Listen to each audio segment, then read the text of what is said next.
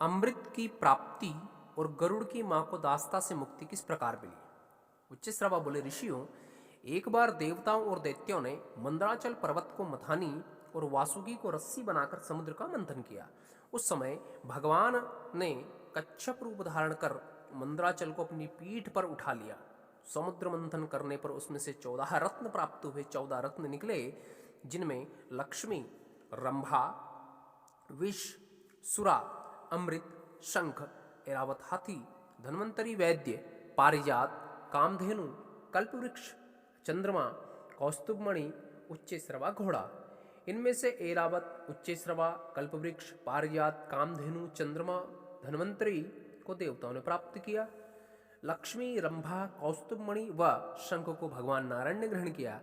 विष भगवान शंकर जी ने धारण किया।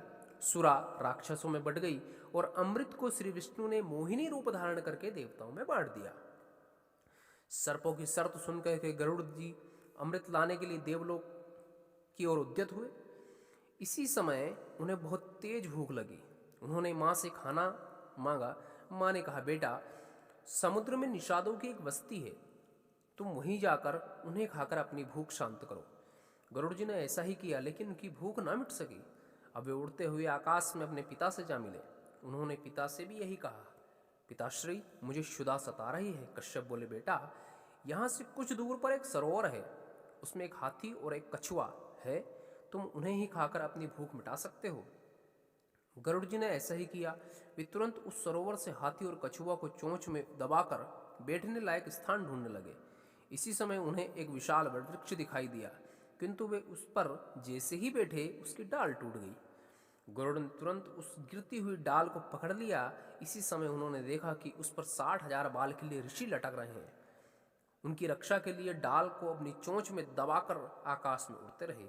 इसी बीच कश्यप ऋषि ने उन ऋषियों से विनती की कि वो डाल को छोड़ दें और अन्यत्र तपस्या करने के लिए चले जाएं। जब वे अन्यत्र चले गए, तब गरुड़ ने भी मौका पाकर गंधमादन पर्वत पर बैठकर हाथी और कछुए को खाया। फिर देवलोक की ओर चल पड़े। देवलोक में पहुंचने पर उन्होंने अमृत के लिए देवताओं से भयंकर युद्ध किया। देवगण बुरी तरह परास्त हुए। फिर अमृत की रक्षा करने वाले चक्र यंत्र को तोड़कर गरुड़ ने अमृत घट को उठा लिया और लौटने लगे। इंद्र ने इस पर क्रोधित हो उन पर वज्र का प्रहार किया।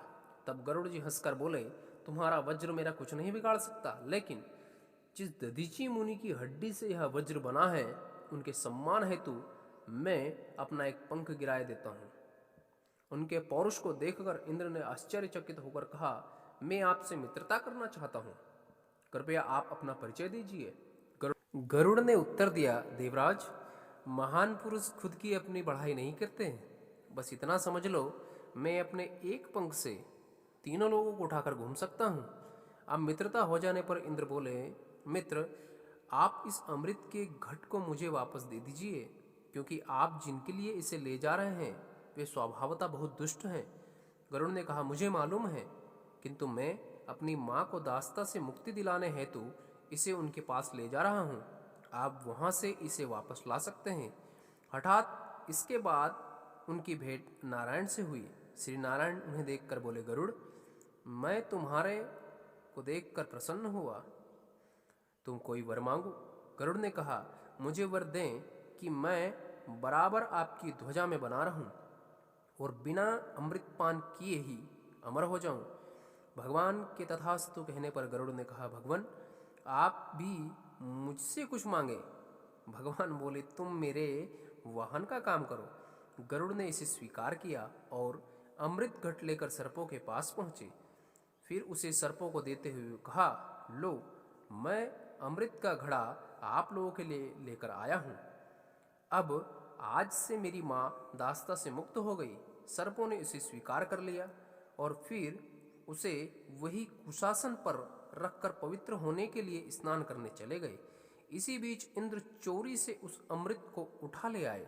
उधर सर्पों ने लौटने पर देखा वहां कुछ भी नहीं है। अब वे पछताते हुए उस कुशासन को ही चाटने लगे, जिससे उनके जीभ के 2 टुकड़े हो गए, चीरे हो गए। इसके बाद विनता दास्ता से मुक्त होकर अपने पुत्र के साथ सुखपूर्वक रहने लगी।